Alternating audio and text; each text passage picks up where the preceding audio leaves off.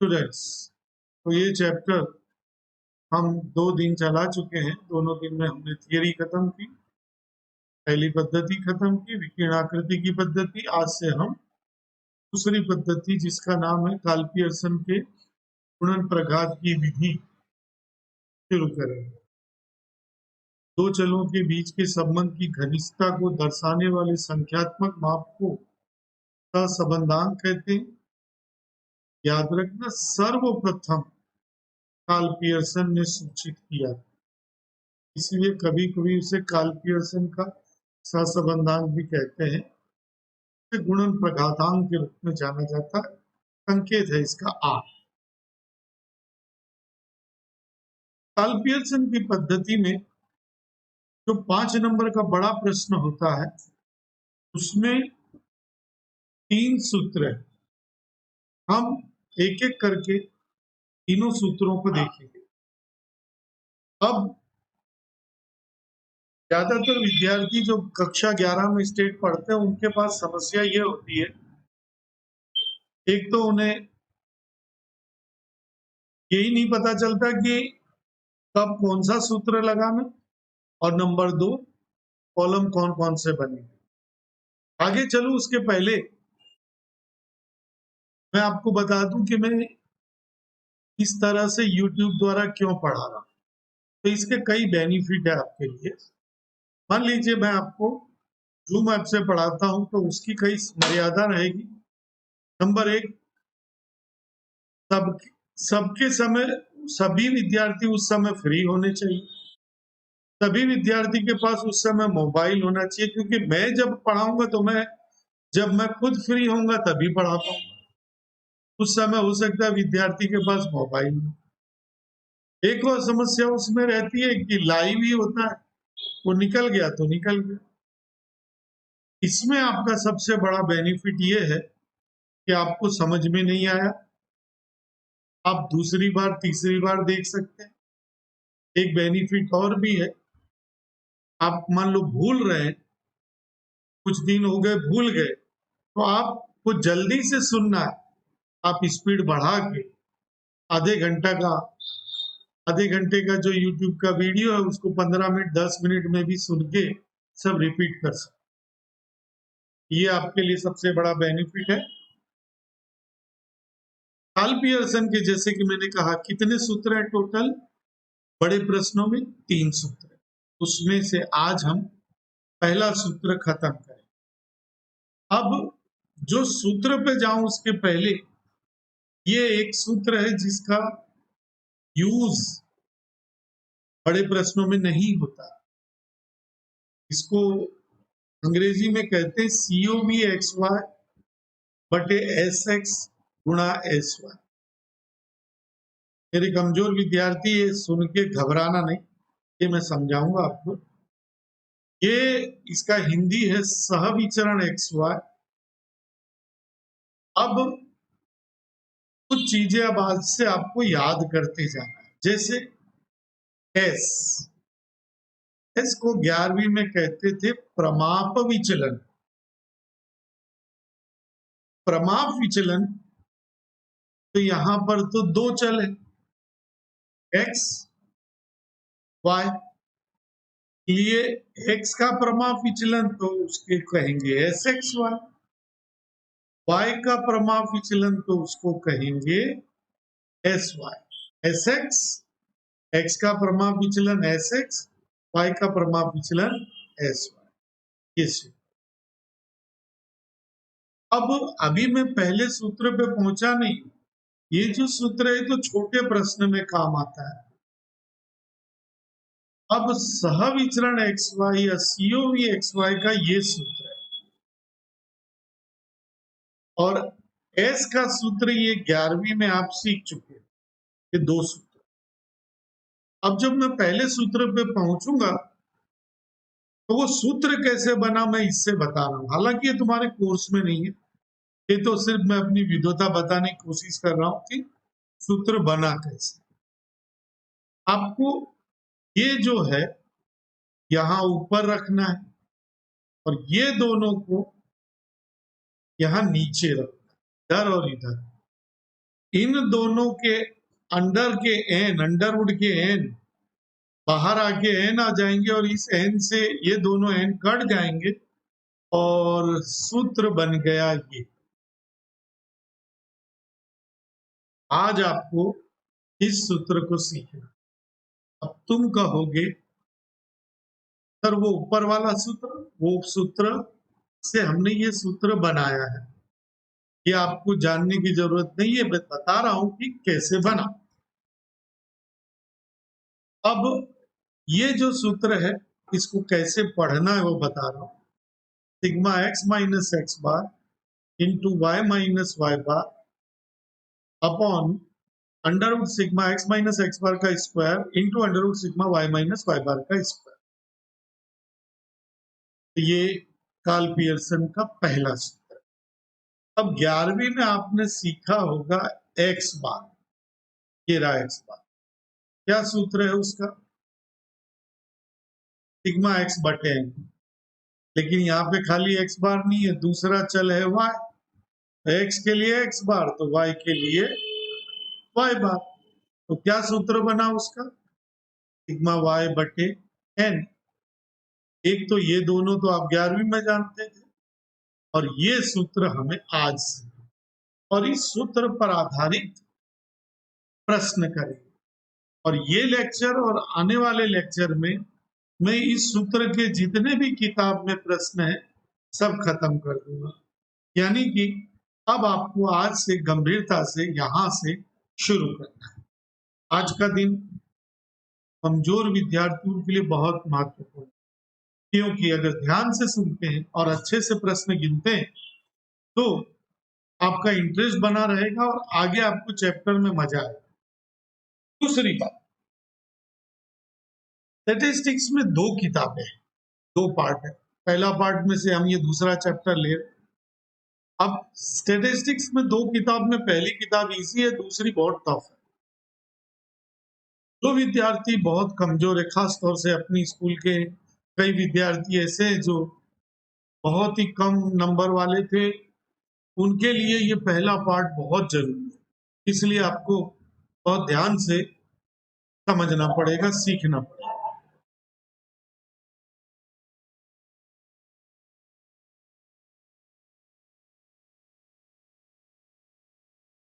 अब हम चलते हैं कार्ल पियर्सन के इस सूत्र के पहले एक चीज रह गई थी,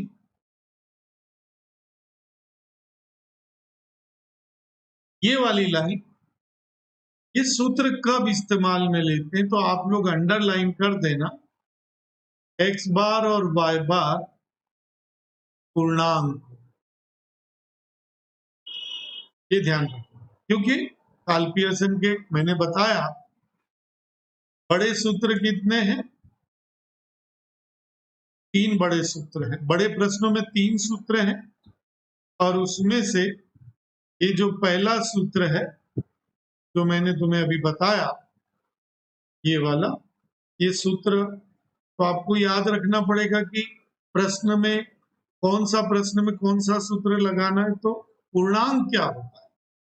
जब एक्स बार और वाई बार पूरा अंक आए उसे कहते हैं पूर्णांक। तभी जैसे एक्स बार मान लो 62.76 आया, क्या वाई बार आया 64.63, तब आपको ये सूत्र का उपयोग नहीं करना है। ये सूत्र का उपयोग सिर्फ और सिर्फ एक्स बार वाई बार पूर्णांक आए तो ये वाक्य आपको लिख के रख लेना है। अब इस सूत्र का हमें नाम देना पड़ेगा। तो सूत्र में ये माध्य आया, तो जब हम कहें मध्यक वाला सूत्र आर का, तब आपको ये सूत्र का उपयोग करना है। अब एक उदाहरण देखेंगे, उसके लिए हम जाएंगे उदाहरण 5 की तरफ।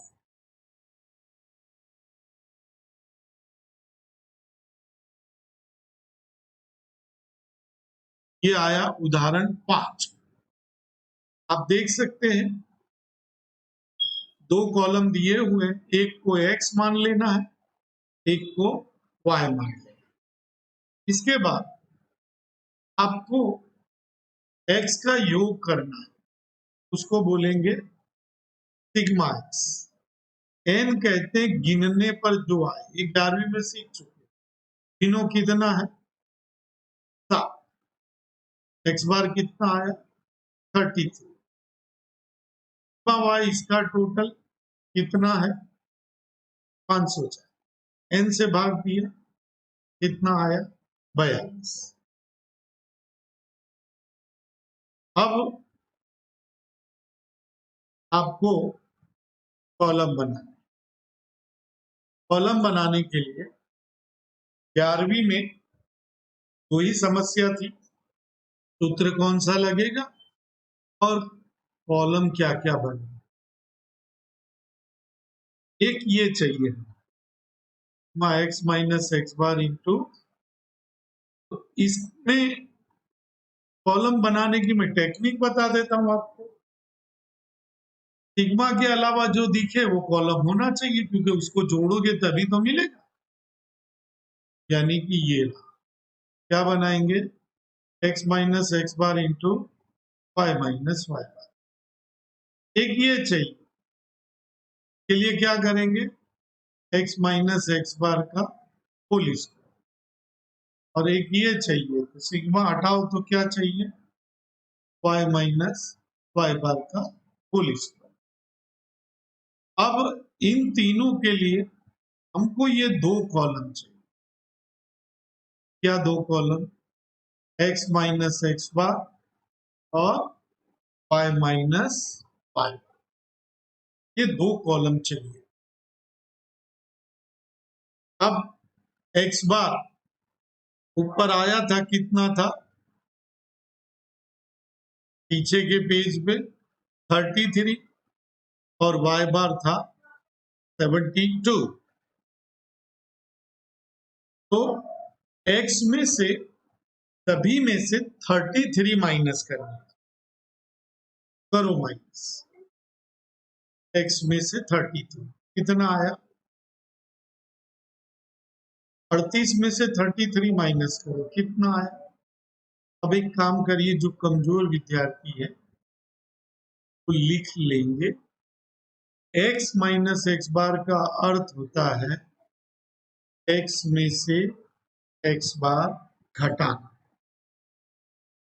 y माइनस वाई बार का अर्थ होता है y में से y बार घटाना। वहां पर 72 आया था, सब में से 72 माइनस। अब आपको स्टेट का एक नियम बता दूं। किसी भी कॉलम में अगर मध्यक घटाओगे तो टोटल 0 आना चाहिए।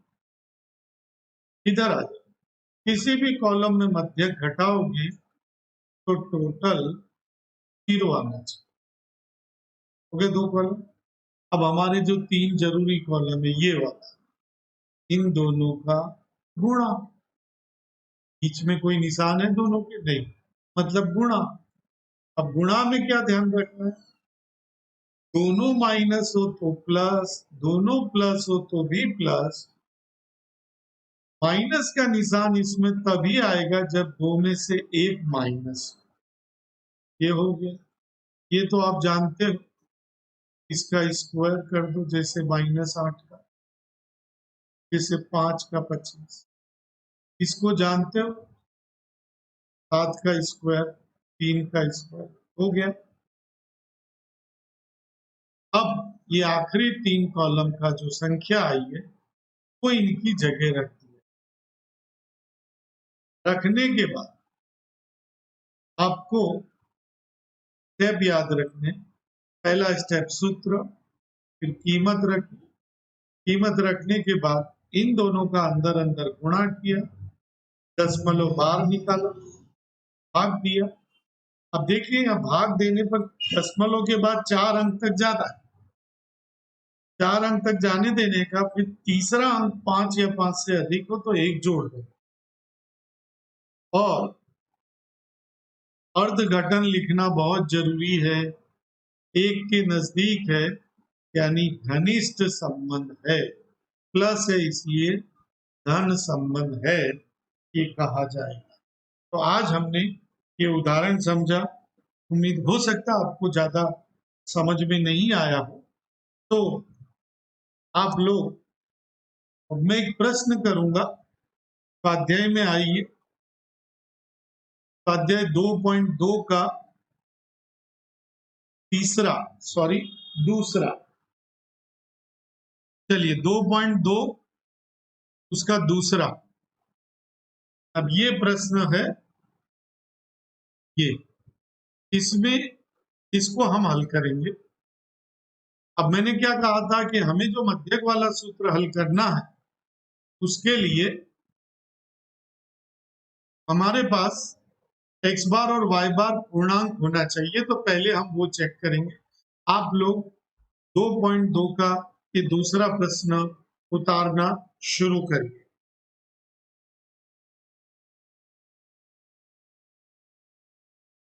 तो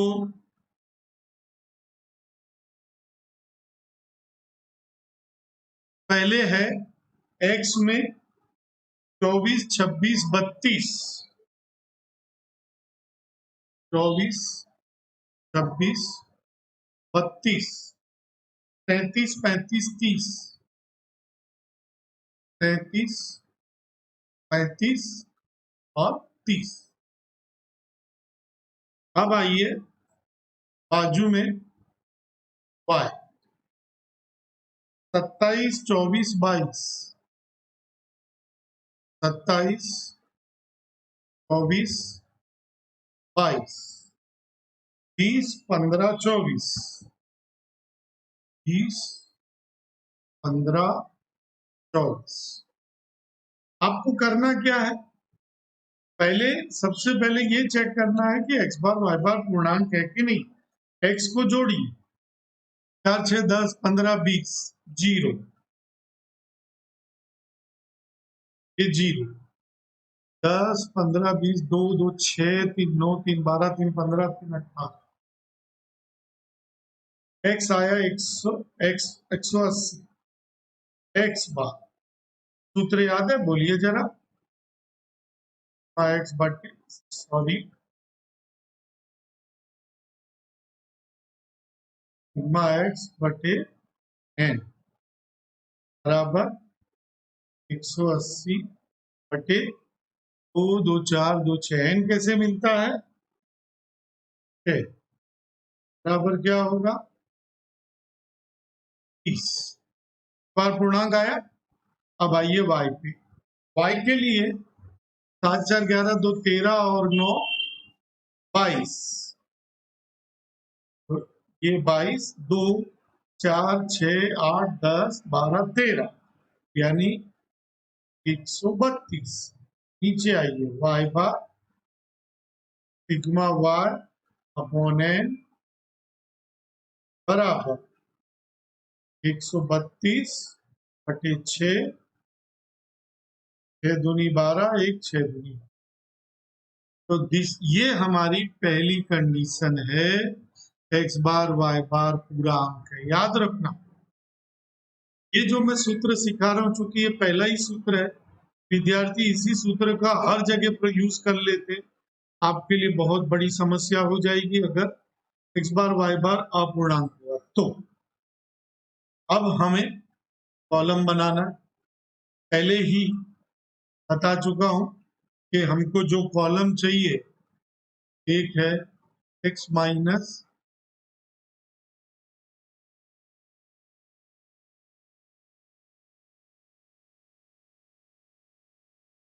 x बार, y माइनस y बार, अगला x minus x bar into y minus y बार, अगला x माइनस x बार का स्क्वायर।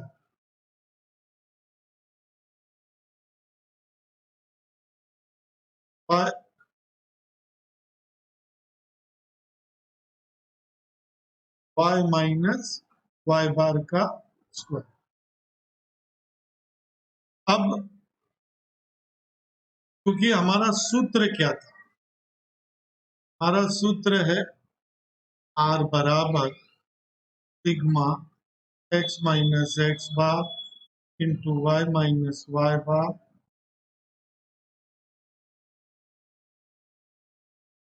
अपॉन अंडर रूट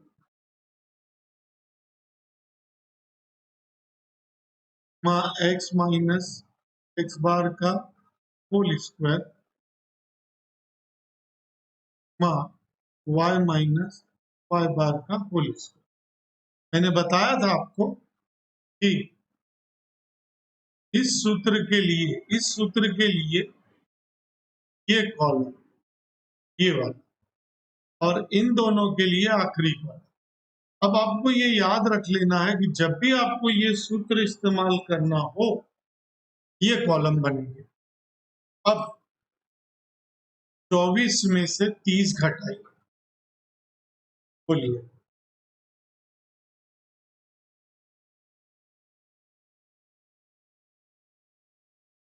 -6, 26 में से 30 घटाइए, -4, 32 में से 30 2, 3, 5, 3। अभी मैंने बताया था कि आपने सही किया है, गलत क्या आना चाहिए? 0। y में से y बार घटाना, 27 में से 22 घटाइए, 5, 2, 0, -2, -7 क्या आना चाहिए? इस सूत्र की सबसे बड़ी उपयोगिता यह है कि ये दोनों कॉलम 0 आ जाए मतलब आपका जवाब यहां तक सही है। अब आइए इधर, ये दोनों का गुणा करना है, एक माइनस है तो फिर 0, -6, 35 और 0 टोटल करिए इसको तो 6 5 11 और 8 19, 3 3 6 और 1 7 5। अब इनका स्क्वायर करना, 6 का होगा 36,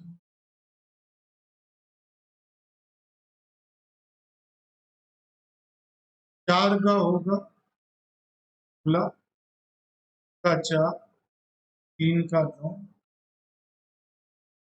और 0, 6 12 और 4 16 और 25 और 5 30, 3 3 6 और 3 9 यानी कि 90। अब इस पे आए, 5 का होगा 25, 4, 0,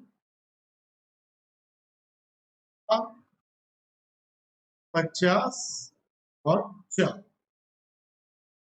5 4 9 9 18 और 8 26 की 6, ये हुआ 10। ये जो आखिरी 3 है ये और ये हमें यहाँ सूत्र में रखते,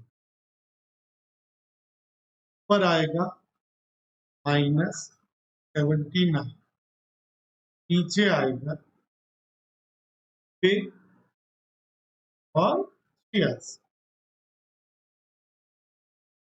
पर आएगा -79, नीचे आपको दोनों का गुणा करना। अब दोनों का गुणा आप कैलकुलेटर पे करिए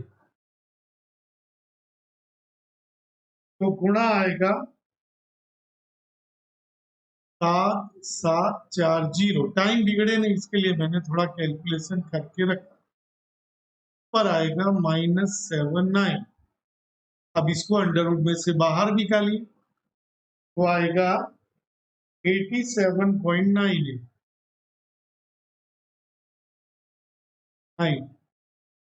भाग देंगे, ऊपर माइनस का निशान है तो माइनस और 0.90 और अर्ध घटन लिखना 1 के नजदीक है, घनिष्ठ ऋण शासक।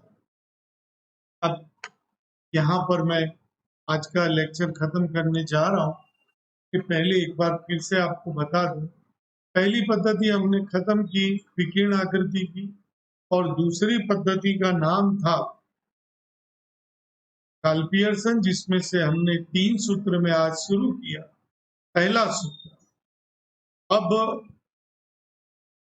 आज का आप पग लिख लीजिए। सबसे पहले तो आपको जो मैंने उदाहरण समझाया था, क्या था उदाहरण? तो विद्यार्थी होशियार हैं, वो एक बार देख लें और फिर बिना देखे करें। और जो विद्यार्थी को अभी भी समझ में नहीं आया है, उदाहरण 5 को देख देख के करें, स्टेप बैठ जाएगा।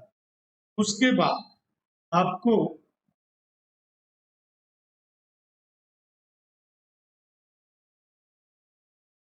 दो 2.2 स्वाध्याय का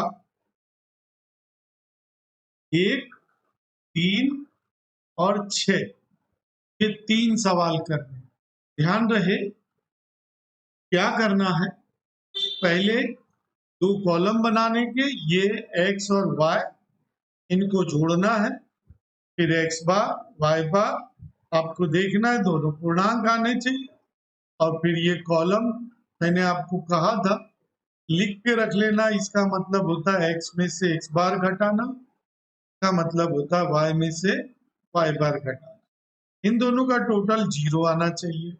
इस तरह से जब आप करोगे तो आपको सही में आज इस प्रश्न को गिनने में बड़ा आनंद आएगा। और अगली बार आगे मैं चला उसके पहले आज तक मुझे आप लोगों की तरफ से कोई फीडबैक नहीं मिला, तो आज मैं आपसे फीडबैक मांग रहा हूँ। अपने व्हाट्सएप ग्रुप पे आपको ओके ओके ऐसे करके अपने नाम के साथ लिख, खाली ओके लिख देना, आपका नंबर आ जाएगा।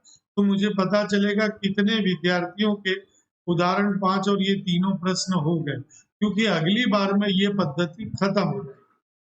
तो यहाँ पे हम खत्म करते हैं। आप लोग ये सूत्र याद कर लेना।